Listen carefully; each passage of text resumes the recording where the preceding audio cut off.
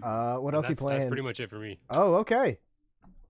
John, how about you? What you got going on? So I've been playing this awesome game that I found, and I was just sort of looking through the Steam catalog, and I came across this game called Unavowed. I don't know if anybody's ever heard of this. No. Okay. Oh my god, this looks like So, Atlantis. Okay, Fate of Atlantis, right? Yeah. So I don't know if anybody's ever or remembers this. I'm probably older than everybody here. Well, maybe. Anyway, Me. oh yeah, that's true. You're 3 minutes older than me. But if in '92 there was this game called Indiana Jones and the Fate of Atlantis, and it was a PC game, and it was a point and click adventure, and it was absolutely fabulous. And a short little backstory, but my brother and I used to live with our grandparents, and there was a kid next door, and he had sort of the high tech computer of the time. This is mid '90s or whatever.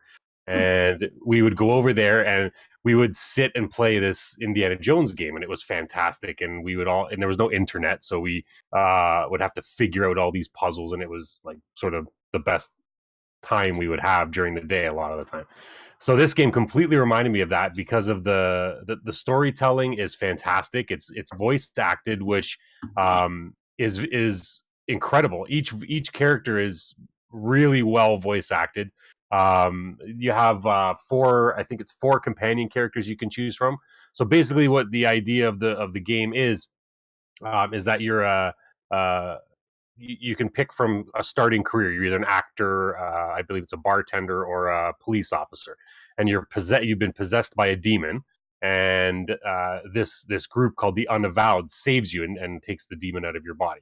So, and then the game starts, and you go through the game. So you get these characters that can join you along your quest, and they all have these special abilities. And I'm not going to spoil it or anything, but you can use their abilities to do certain things in the game and figure out puzzles. And but it's great because it's sort of a branching storyline. So all the other characters sort of come into it at some point and play a part.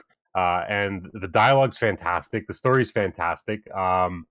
It's sort of that old school feeling because it's like I don't know, what is it, 16-bit or something it looks like. I don't know what it is, but it's very dialogue heavy, but it makes it worth it because everything you do means something. Your choices affect how the game is played, the characters that are involved, the way it sort of plays out. It takes me right back to the 90s. It's fantastic. Looks pretty cool. Yeah, it does. How much of the gameplay is sort of that old school adventure, put the hamster in the microwave style puzzle solving? A lot of it. So What games it's did you play when you were? That's Maniac Mansion, right? Yeah, that's an Yes. actual thing. Yeah. I'm not- In the microwave. Yeah. A lot of it is that. So it's your typical, you have I don't know, it hasn't shown it up here, I don't believe, but when you bring your mouse to the top of the screen, it has an action bar, and it's got the characters, your allies on the top, and then it's got items you've picked up. So, for instance, there's without spoiling anything, there's one incident where you have to break a window. So you have to look for the brick on the ground and put it in your inventory, and then use brick with window. Well, no, it's not. It doesn't go back that far, but it's basically you click on the brick and then click on the window, and then now you don't have enough. You're not strong enough to throw it that far, so now you need to give the brick to one of your other characters who's stronger than you, and then throw it at the window. Like it's great, and it's total nostalgia. If you're looking for something like that, this is fantastic. So Chris and Rachel, back in the day, that's how we played adventure games. Yes. Yes. And it was great. And this is why I couldn't play that style of adventure game. Eventually, I would just get to a point where, like, I have no idea what you are asking me to do. And was Atlantis. Yeah, the first game that I could play that was of that style was Phoenix Wright. And similar.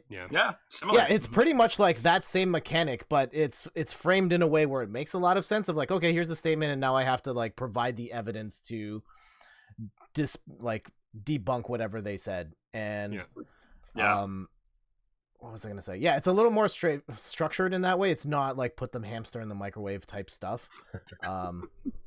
But yeah, it was from that point, and then it kind of transitioned to like what we have now with The Walking Dead and Life is Strange. And personally, I like it that way better because I'm pretty dumb and I Mhm. can't solve puzzles. These puzzles are not hard. Like it's not that I'm like super smart, but like they're not that difficult. Like it's just sort of you might try 2 or 3 times and then it's sort of oh yeah, that makes sense. You know what I mean? Like Yeah. It's like there's not a logical. lot. Yeah, you're not going to get like 10 items and have to figure out which one goes together. Like it pretty much sort of I don't want to say holds your hand, but it's not hard. Okay. And yeah, it's just nostalgia, man. It's fantastic. It's fantastic, and it's funny. So it's got a lot of humor in this game. It looks very dark when you're looking at it on the screen, Yeah. but it's very funny. Like there's this one part where you're in a house and it's haunted by a ghost, but the ghost represents itself by writing on the windows, like in Steam. So you go to the house and it's like, hey, is this house haunted? And the ghost writes, yup. Ooh, down the window. Like it's really comical sometimes too. So it's got a lot of references to the old school games and a lot of humor, and it's just fun. It's fun. That's Alright. awesome. Nice. Cool. Thanks for telling me. I never would have seen that game before. Yeah. I just looked online, $16.99 on Steam right now. Canadian. Yeah.